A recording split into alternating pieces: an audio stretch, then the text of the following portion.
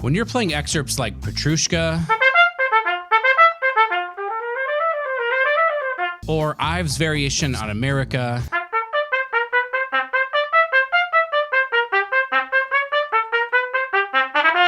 or the Ravel Piano Concerto,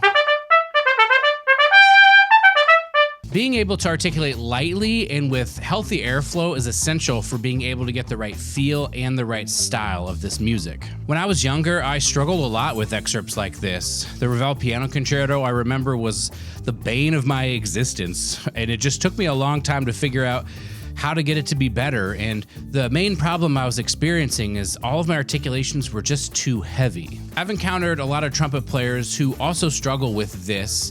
Their articulation isn't light enough and there's too much effort or force in their sound, and so I thought I'd make a video talking about it. If you're able to get this kind of lightness we're going to talk about in this video, it's not just going to make your light technical playing better, but it's actually just going to make all of your trumpet playing easier because things will just be more efficient. Now, I know that different players will have different reasons for struggling with creating a light and effortless articulation, but I can speak for myself in saying that I just didn't understand how to create a lot of energy at the beginning of the articulation and then just let go. At that time, I wasn't even really thinking about my articulation that much. I would probably just try to tongue and hope that it sounded good. And then once I got the sound started, then I was trying to figure out how do I keep things going? And that would often add effort into the equation. So for some musical phrases, it was fine, but for those light articulated passages, I just found a lot of trouble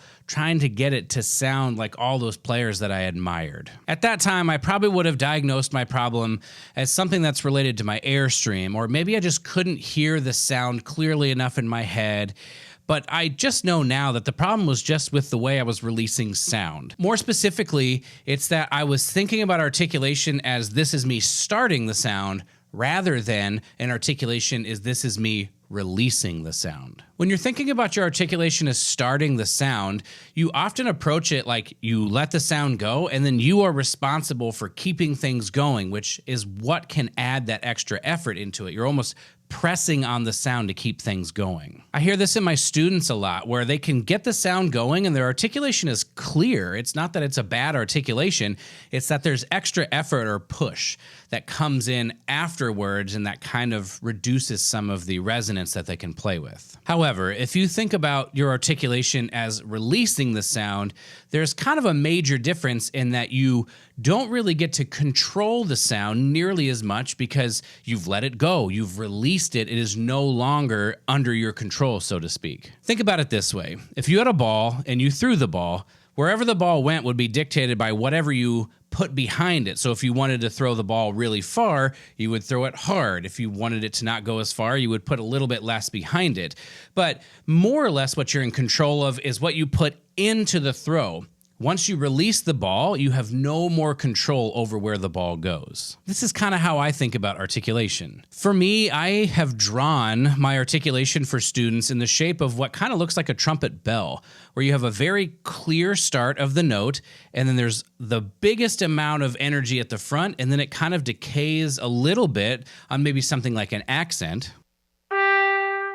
But also you could think about it as I'm going to have my clear articulation. The note is going to have a lot of energy at the front of the note, and then I'm just going to sustain it right where it was. I'm not going to add to it. I'm not going to take away. It's just going to be me continuing to produce sound at the level of energy that I started.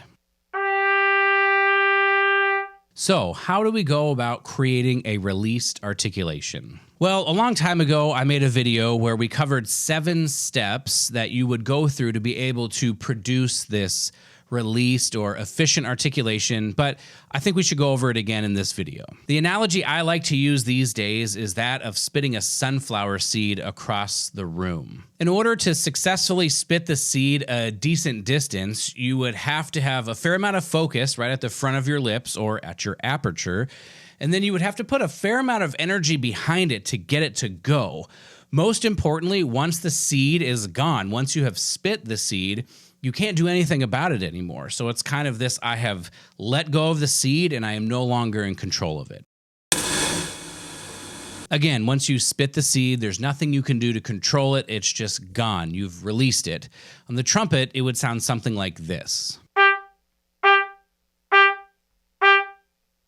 To play a longer, more sustained note, all you would need to do is release the sound like you would do spitting a sunflower seed, but then just maintain the sound at that level. Don't try to add more or add force, just let the sound ring.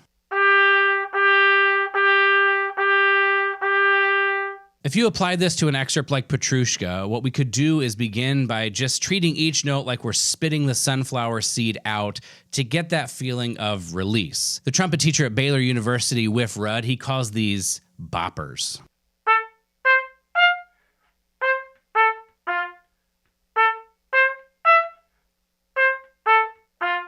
With an exercise like this, you would have a chance to listen to the way you're releasing sound and get a sense of, am I coordinating my air and my tongue properly? Is there ease of release?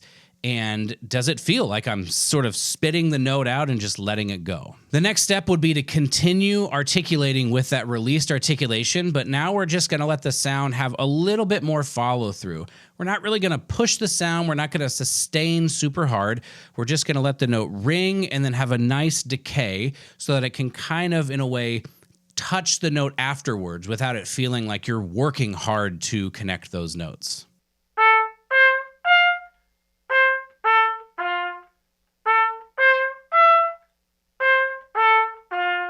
At this point, you basically have the approach that you would want to have for playing Petrushka at full tempo. So you would want to do a number of slow repetitions to make sure you understand what this released articulation feels like.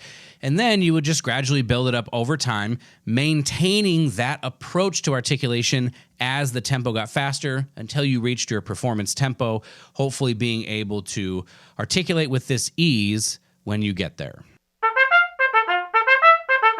I hope it's very clear how playing with this articulation would make those light and articulated passages in music easier and more free and just more efficient, but this will just make everything on the trumpet easier and more efficient as well. For example, on something that's lyrical, when you are able to release the sound and then just sustain at that level, it's going to make your sound have so much more relaxation, so much more ring in the sound, or resonance if you like that word.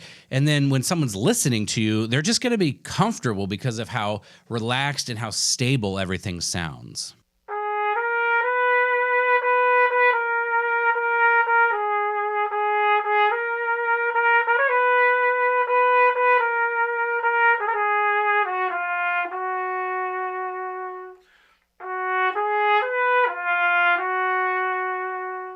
If you found this video helpful and you want to dive deeper into this topic, go ahead and click the link on the screen for that video I mentioned earlier with the 7 steps to fix your articulation. I think that's what I titled it, and we will see you in the next video.